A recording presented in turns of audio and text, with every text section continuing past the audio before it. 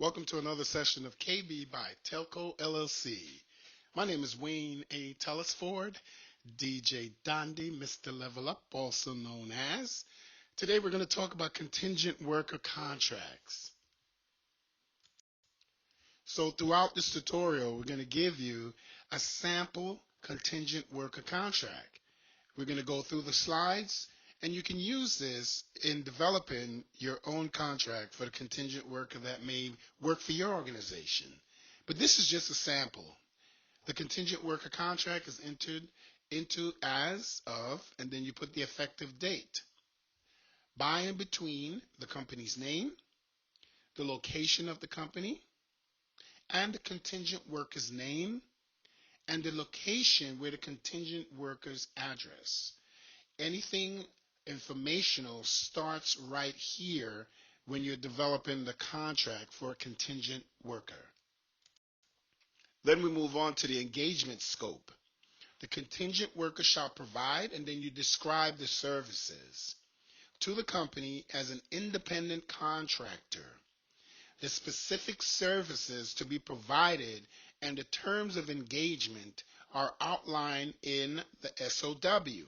And you attach the SOW and list it as Exhibit A to the contract. So then we move on to terms. And you can list this. The engagement under the contract shall commence on, you put the start date, and shall continue until the completion of services specified in the SOW, unless earlier terminated in accordance with the terms of this contract. Then we move on to compensation. In consideration for the services provided, the company shall pay contingent worker fee of, and then you list an agreed upon compensation that you've done when you were doing your due diligence and meeting with the contingent worker that you're about to hire. As outlined in the SOW, payment shall be made in accordance with the payment terms specified in the SOW. Then we move on to the independent contractor status. Contingent worker acknowledges and agree that they are an independent contractor and not an employee of the company. Contingent workers shall be solely responsible for the payment of any and all taxes, included income taxes and self-employment taxes, arise from the compensation received under this contract. This is very important to make clear. Then we move on to the intellectual property and confidentialities portion. Contingent worker agrees to maintain the confidentiality of the company's proprietary information and to assign all rights to any intellectual properties developed during the engagement to the company and outlined in the intellectual properties clause of the SOW. This should be clear. And in every great contract, you have to have a termination clause.